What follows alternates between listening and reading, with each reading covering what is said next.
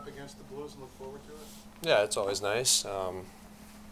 Obviously, it's it's another game, and you still have the same objective and same focus. But yeah, you definitely have that chip on your shoulder, and it's always nice to get a win against them.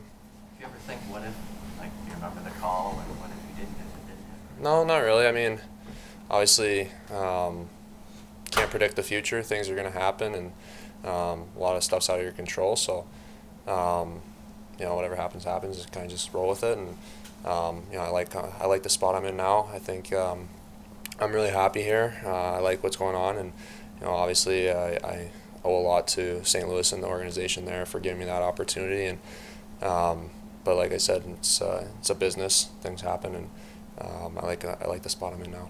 Tom was talking about like your year in the program. There was so much talent that was there, and he said he always knew what you had. He said that some players, the talent is a little quicker to come out than maybe others. How did you stick with it as your development went through to get where you are today? Yeah, obviously it took a little bit longer for me to get where I'm at now, but it's a process, and I think that's the main thing. You can't compare yourself to other people. Everyone progresses at different paces, and I always knew I would eventually get there, and as long as I just kept putting in the work and stayed mentally strong through adversity. I think I did a good job of that, and starting to pay off. And obviously, you just got to keep building, keep getting better each day. And I think when you do that, things take care of themselves. Is it harder to focus on yourself when the guy you get traded for immediately wins a cup, gets the Conn Smythe? Does that make it harder?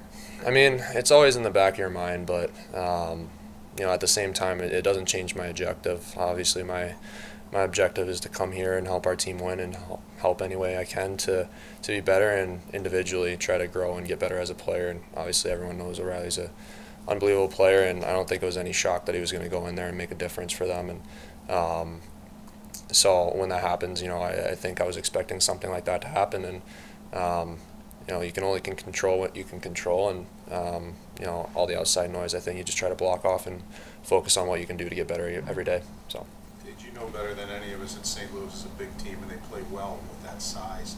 Does that change anything you guys do, or do you guys just have to get to your game and that's that, not worry about size and that kind of stuff? Yeah, I think we just got to focus on our game. Obviously, I think we got a fast team, and when we're successful, we're playing with pace, and we're not giving any teams any time or space to make plays. And I think we had a good game last night or the other night against Toronto, and we were doing that. We were in their face, we were in their skill guys' face, and they got a lot of guys on their team here that can score. And I think if we take time and space away from them, frustrate them, we'll get our turnovers and we'll get our chances at offense, and we'll capitalize. So. There was a frame-by-frame look of Tuck's pass to you the other night, and he never even looked at you. Just what is that line? What is your line feel out there? Yeah, I mean, we've got some good chemistry. I love playing with those two, and obviously, I don't think anyone's surprised Tucky can make plays like those. So when you're coming down the side, you just got to be ready, and makes a great no-look pass to me, and you just got to be ready to get it on and off. And made a lot of good plays yesterday. I thought our line was going pretty well, and we just got to keep that rolling. You're a very even keel type of man. I mean, you come in here, I wouldn't know if you won by 5 goals or lost by 5 goals. It's always very even. Where did you learn that, just to stay on a very even line? I think I've had a lot of good mentorship. Obviously, my dad played, and he's been a big role in my life and helping me, make it to where I am today. And I think a lot of it too is probably just going through the adversity I have from a younger age and into my early years in pro.